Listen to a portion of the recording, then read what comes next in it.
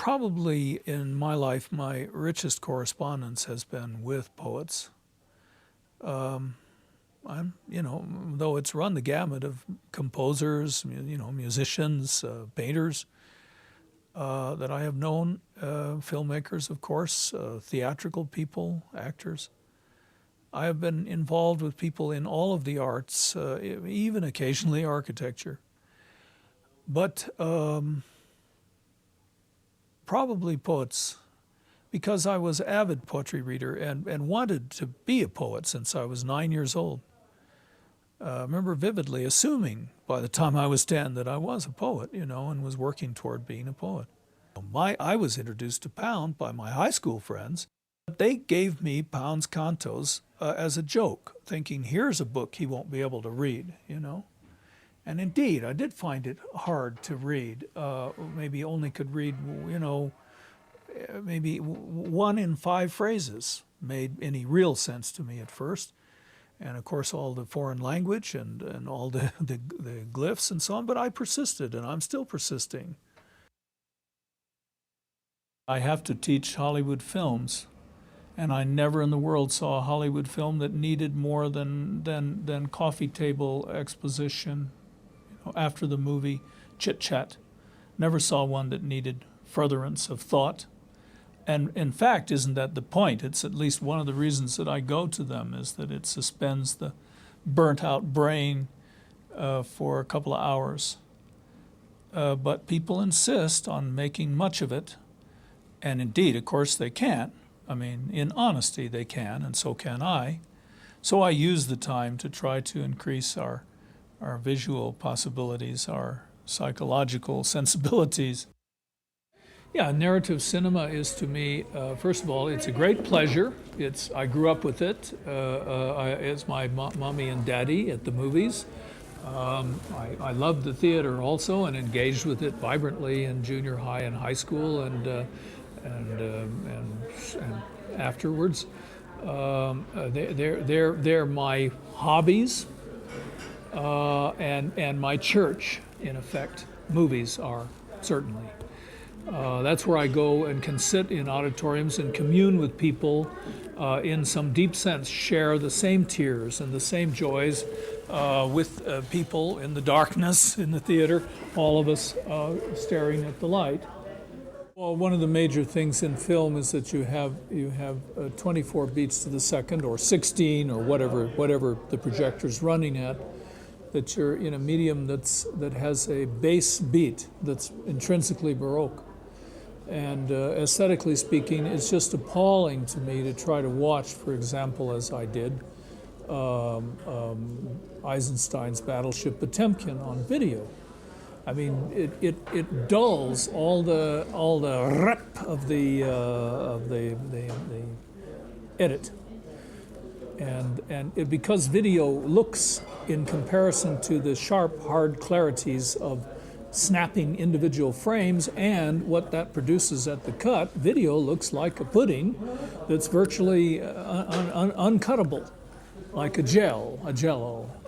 It's all a shake with itself, and furthermore, as a colorist, it doesn't interest me because it is whatever color anyone sets their receptor to. It has no fixed color. My eyes are the poorest aspect of all my physiology, and it is quite sensible and understandable that for those reasons and along those lines, I have developed vision.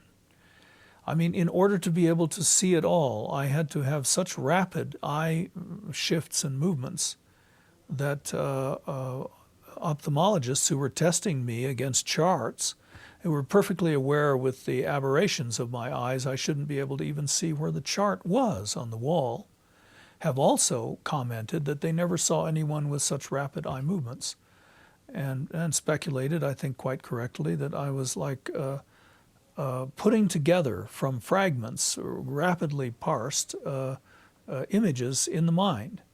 Now, in some sense, that's what anyone does, but because I was doing it so consciously, so completely consciously, it gave me an understanding and a deep involvement with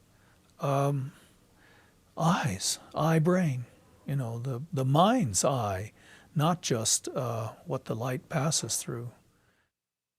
Almost anything that I was given to photograph that I was emotionally involved in, I could have done so because my growing, constantly growing, and finally come to be centered focus of my being, of all my making, is to discover the process of sight itself, the mind's eye, not just the shifts and saccades of these little jellied orbs, but their limits and possibilities too, and the crossbreed of neurons that make the eyeball so close to the brain you can call it a surfacing of the brain.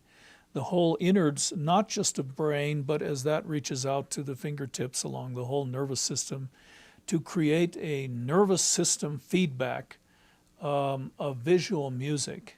And I began that without knowing quite what I was doing in Dog Star Man when I painted on film.